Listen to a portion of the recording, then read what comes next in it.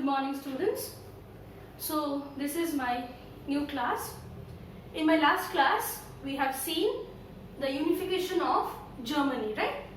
And we have seen that very easily with the three wars, the Prussian chief minister Otto von Bismarck fought with three countries, that is Austria, France and Hungary, and united the German people. And he united the German people under the Prussian king William I, who was definitely a German man and who was also in the demand of unification of Germany.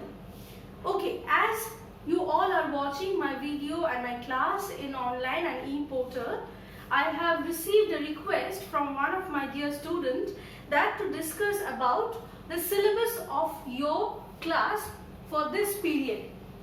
Okay, I hope all of you have got the book, and if you have got the book, then when you will go for the index page, okay, there are 3 sections, but according to the syllabus, from the first section, that is events and process, we will do 2 chapters, that is rise of nationalism in Europe, that is chapter number 1, and chapter number 3, nationalism in India.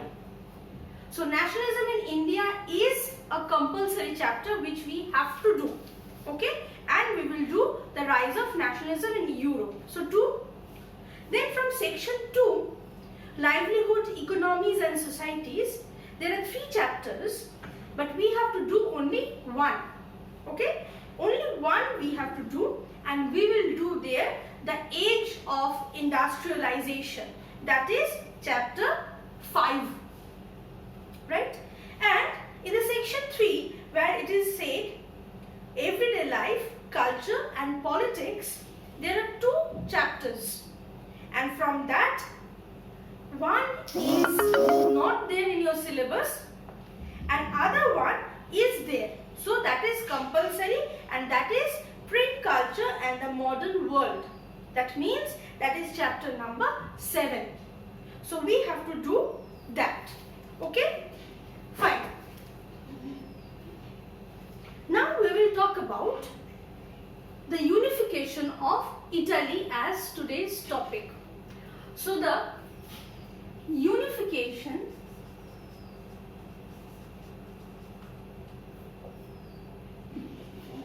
of Italy. Sorry, there is a spelling mistake which I have done. Italy. Okay. Now what happened to Italy?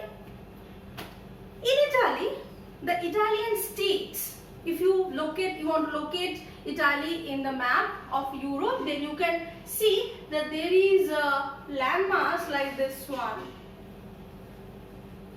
And here there is a football. Like this looks like a lady's leg with a stiletto. That means a high heel. The girls know it better that it is a lady's leg with a stiletto, and maybe she is kicking a football, which is not a ball but a triangle, but whatever. So in this, the Italian states were divided into 7 states, but not at all the states were ruled by Italian kings. Like the middle of Italy, the center, was ruled by Pope. Who is Pope?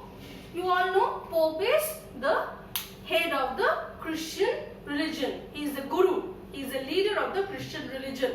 Okay. The northern Italy was ruled by whom? The northern Italy was ruled by an Austrian empire, Austrian kingdom, who were known as the Habsburg. And the southern Italy was known as, or was under, a Bourbon family, a Bourbon dynasty, who were from Spain, not from France. Okay. Only one state was here. This state was known as Piedmont, Sardinia. this Piedmont Sardinia was the only state which was ruled by an Italian king, and his name was Victor Emmanuel II. So Victor Emmanuel II was the Italian ruler of Piedmont and Sardinia, and he wanted to unify the German states. The unification of Italian states, he wanted to unify the Italian states. The unification of Italian states were before Victor Emmanuel II also tried by a man whose name was Mazzini. He was a political leader, like a revolutionary, like our Bhagat Singh or someone. Okay, so Mazzini tried to do the unification, but he failed. Now, the king of Piedmont Sardinia, Victor Emmanuel II, he tried to do it. He gave the responsibility of the ruling or this unification under his chief minister, whose name was Count Cavour.